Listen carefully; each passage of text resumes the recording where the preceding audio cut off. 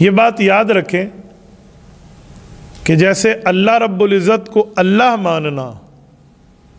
صرف اللہ ماننا کافی نہیں ہے جب تک وحدہ لا شریک نہ مانے۔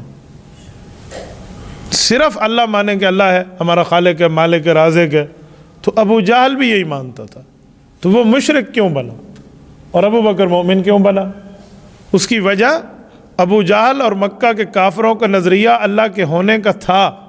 وہ اللہ جل شانہ کی ذات کے منکر نہیں تھے، وہ صفات کے منکر تھے، وہ اللہ کو مانتے تھے پر اکیلا نہیں مانتے تھے، وحدہ لا شریک نہیں مانتے تھے، تو اسی لیے وہ مشرک ٹھہرے۔ تو اللہ ماننا بھی ضروری ہے اور اللہ کو وحدہ لا شریک ماننا بھی ضروری ہے۔ ایسے رسول اللہ صلی اللہ علیہ وسلم کی ذات کے بارے میں حضور کو کوئی صرف نبی مانے، خاتم النبیین نہ مانے، اس کا بھی اسلام سے کوئی تعلق نہیں، کہ صرف ہم حضور علیہ السلام کو نبی مانتے ہیں۔ بھائی حضور پاک نبی ہیں، امام الانبیاء ہیں، حضور پر قرآن اترا ہے، رسول اللہ کا رتبہ بہت زیادہ ہے، آپ علیہ السلام وجہ مقصود تخلیق کائنات ہیں، جتنے رتبات ہیں وہ حضور کا مانتا چلا جائے، رسول اللہ صلی اللہ علیہ وسلم کی اطاعت کرتا چلا جائے، لیکن خاتم النبیین نہ مانے، یہ ایسے ہی غیر مسلم ہے جیسے اللہ کو وحدہ لا شریک نہ ماننے والا غیر مسلم ہے۔ تو ختم نبوت کی حساسیت کا اندازہ ہم لگا لیں کہ اس پر کوئی دوسری رائے نہیں ہے۔ ایک شخص تھا یمامہ علاقے کا رہنے والا، اس کا نام مسلمہ تھا۔ رسول اللہ صلی اللہ علیہ وسلم کے پاس آیا اور آ کر کہا میں مسلمان ہو رہا ہوں، قرآن کریم مان رہا ہوں،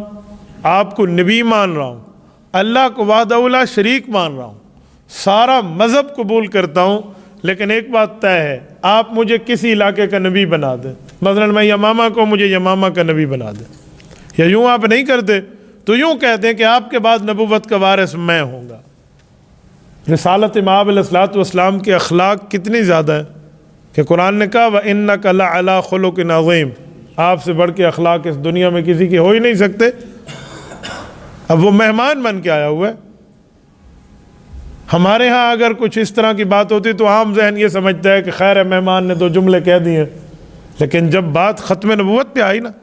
تو اللہ کے رسول صلی اللہ علیہ وسلم کے ہاتھ میں چھوٹی سی چھڑی تھی، جس سے زمین پر ایسے نشان لگا کر بات فرما رہے تھے، ایسے اس کو ٹیک رہے تھے۔ تو آپ علیہ السلام نے فرمایا کہ تیری ساری باتیں اپنی جگہ، اگر تو اس شرط کے ساتھ مجھے کہنا کہ یہ چھوٹی سی چھڑی مجھے دے دو، تو میں یہ چھڑی دینے کے لیے بھی تمہیں تیار نہیں ہوں۔ آپ اندازہ لگائیں،